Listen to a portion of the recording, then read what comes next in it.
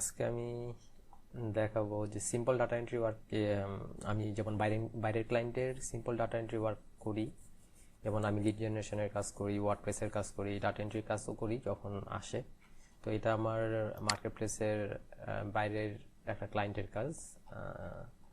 এটা real এস্টেটের client, কিন্তু real এস্টেটের অনেক পদের কাজ আছে। সেক্ষেত্রে এটা হইতেছে জাস্ট যেসব প্রপার্টির ওনারদের এখন পর্যন্ত ট্যাক্স মানে প্রোভাইড করে নাই, তাদের ডিউ আছে, সেই ডিউ ওনারদের খুঁজে বের করা। ঠিক আছে, সো আমি এখানে অনেকগুলো ডিউ ওনারদের ডাটা পাইছি। সেই ডাটাগুলোর থেকে কি পার্সেল আইডির মাধ্যমে আমি তাদের বাকি ডাটাগুলা, মানে যারা 3 বছরের অধিক, মানে আমার ক্লায়েন্টের রিকোয়ারমেন্টস হইতেছে যারা 3 বছরের অধিক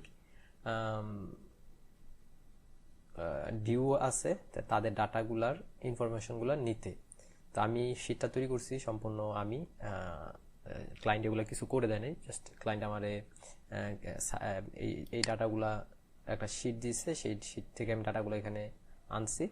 শিট দিয়েছে বলতে পিডিএফ দিয়েছে, সেখান থেকে আমি এখানে কনভার্ট করে আনছি। আনার পর আমি এই সাইটটা তৈরি করতেছি। ঠিক আছে, এই কাজটা কীভাবে করতে হয়, নর্মালি আমি সাইটে যাব, পার্সেল আইডি দিব, দেওয়ার পর জাস্ট চেক করবো যে এটা ডিউ আছে কিনা। তো আমি এখানে দেখতেছি ডিউ আছে।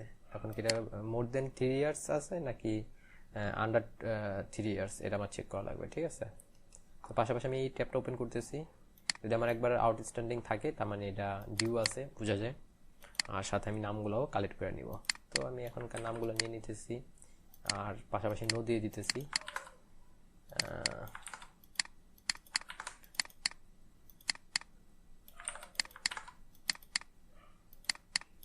আমি নামের জায়গায় নাম রাখতেছি, সিম্পল জিনিস, কোনো কঠিন কিছু না। আর কাস্টমার আইডির জায়গায় কাস্টমার আইডি রাখতেছি। আউটস্ট্যান্ডিং একটা জায়গায় লেখা ছিল, সেটা নো। যদি 3বার থাকতো তাহলে ইয়েস। এই যে যেমন এটা ইয়েস, এটা ইয়েস দেওয়া হয়েছে। দেখি এটা মিস্টেক করছি কিনা, এতে যা চেক করি।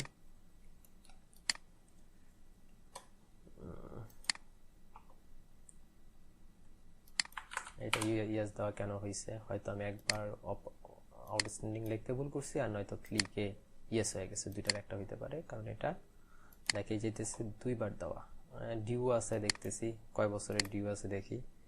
3 বছরের অধিক হইলে ইয়েস, এটা 3 বছরের অধিক।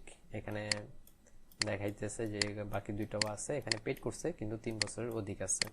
ক্লায়েন্টের রিকোয়ারমেন্টস হইতেছে যে 11 বা 9-এর পর থেকে যতগুলো আছে, যদি এগুলাতে থাকে, মাঝখানে পেডও করে থাকে, তারপর আমাকে সেটাকে ধরতে হবে 3 বছরের অধিক। তো এখানে আমার একটা কথা তাহলে মেনশন করি নাই, সেটা হইতেছে 18 আর 19 সালটাও ডিউ আছে। তো আমি এটা জাস্ট এইভাবে লিখে দিই।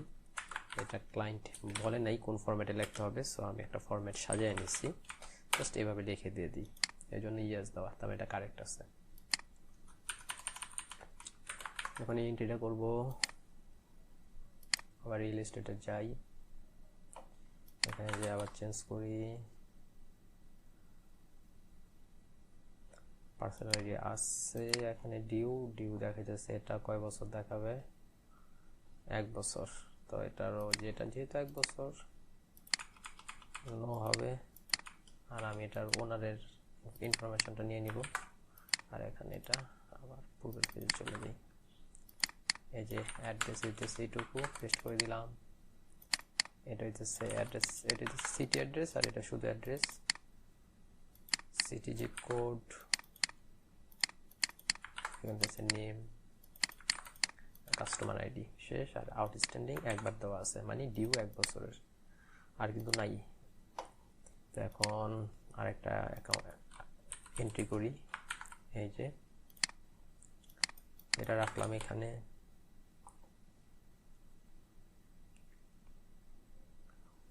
এখানে ডিউ দেখাইতেছে, তো আমি অলিশে যাই আর ওনার ইনফরমেশনে যাই।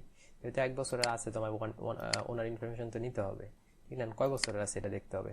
এখানে 3 বছর দেখাইতেছে, 19-এর আছে। ঠিক আছে, তো এটা 3 বছর ইয়েস। আর ডেফিনেটলি আমার এই ইনফরমেশনটা নিয়ে নিতে হবে। এখানে যে সিটি জিপ কোড যেটা আছে সেটা এখানে দিয়ে দিব। তারপর এখানে অ্যাড্রেসটা দিয়ে দিব, ওনারের নেমটা দিয়ে দিব। এখন আছে কাস্টমার আইডি, শেষ, কাজ শেষ। এখন এটা এভাবে হবে, এইভাবে হবে। আর এখানে যে জিনিসটা লেখা দিব সেটা হইতেছে 19-এরটা ডিউ আছে, ঠিক আছে, 19 ডিউ।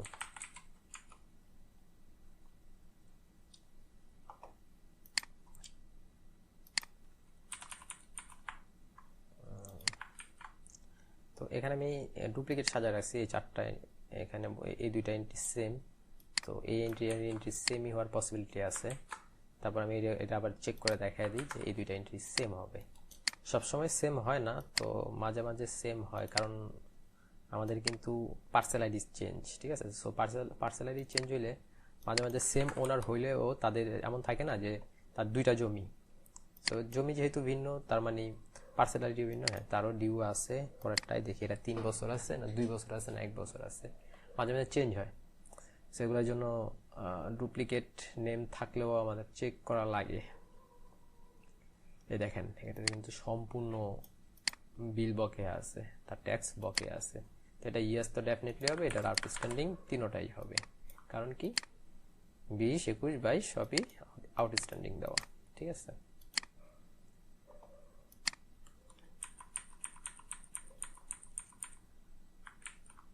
এখন এটা দেখি চেক করে। ডাটা এন্ট্রির কাজগুলো খুবই ইজি, জাস্ট কিছু কিছু কাজ ট্রিকি থাকে। ট্রিকি তখনই থাকে যখন ক্লায়েন্টের ইনস্ট্রাকশনটা খুবই ভেরি স্পেসিফিক থাকে। স্পেসিফিক বেশি করে দিলে আপনার ধরেন আপনি তো ক্লায়েন্টের অনুমতি ছাড়া বাইরে কিছু করতে পারবেন না, তাই না। যেমন এটা ইউজ হবে, এটা সব আউটস্ট্যান্ডিং, আর এটার সাথে এটা 2 দেখাইতেছে, তার মানে এই দুইটা সেম দেখাইতেছে। কিন্তু এটা তো আমি ইয়েস দিয়ে দিলাম আগে থাকতে, যেহেতু আমি অলরেডি কাজ করতে করতে অভ্যস্ত হয়ে গেছি যে কোনটা কীরকম হইতে পারে। এটা আমি এখানে ওপেন করে ফেলছি, কাস্টমার এটা নিয়ে নিতেছি, নিয়ে এখানে রেখে দিতেছি। এখান থেকে সিটি স্টেট জিপ কোডটা এখানে, এইখানে হইতেছে এই যে অ্যাড্রেসটা এখানে রাখতেছি, কোম্পানির নেমটা এখানে কিংবা মানুষের নামটা এখানে রাখতেছি, আর মিশন নেম। আর এটা তিনটাই আউটস্ট্যান্ডিং দেওয়া, কারণ তো আমরা চেক করছি একটু আগে। এখন পরেরটাও করে দেখাই দিই, যেহেতু আমি কি সিদ্ধান্তটা ভুল নিছি না ঠিকই নিছি, ঠিক আছে।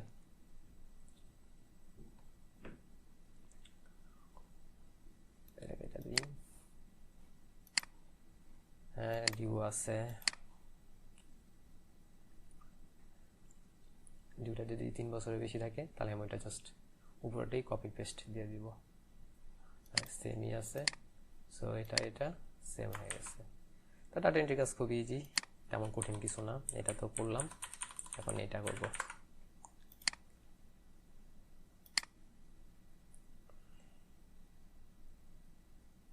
রিয়েল এস্টেটের অনেক পদের কাজ থাকে, শুধু এই এক পদের এইরকম না। এটা কি আমি তো এটা নিয়ে চেক করতেছিলাম।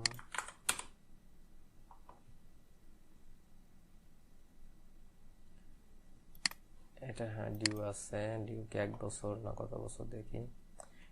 রিয়েল এস্টেটের অনেক পদের কাজ আছে, এটা একরকম। আরও অনেক প্রকারের কাজ আছে রিয়েল এস্টেটের কাজের রকমের শেষ নাই। জাস্ট এটা হইতে এরকম ডাটা কালেকশন করা হইতে পারে, জিরো থেকে ডাটা কালেকশন করার প্রয়োজন পড়তে পারে। তারপর ওনারের কন্ট্যাক্ট ইনফরমেশন বের করার প্রয়োজন পড়তে পারে। এমন আছে কিছু প্রিমিয়াম সাইট আছে, সেগুলোর থেকে ডাটা কালেক্ট করার প্রয়োজন পড়তে পারে, সেগুলোর অ্যাকাউন্ট ক্লায়েন্ট দিয়ে দেয় পাশাপাশি। আর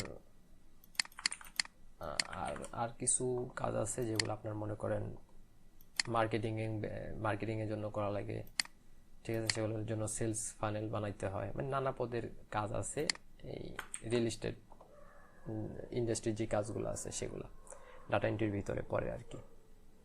তা আমি আরও এরকম ডাটা এন্ট্রির কাজ যদি আসে আমি আপনাদের দেখাবো ভিডিওতে, যে কীরকম ডাটা এন্ট্রির কাজ আমি পাই আর কি অনলাইনে, বাইরের মার্কেটে। এটা কিন্তু কোনো মার্কেট প্লেসের কাজ না, এটা মার্কেট প্লেসের বাইরের কাজ।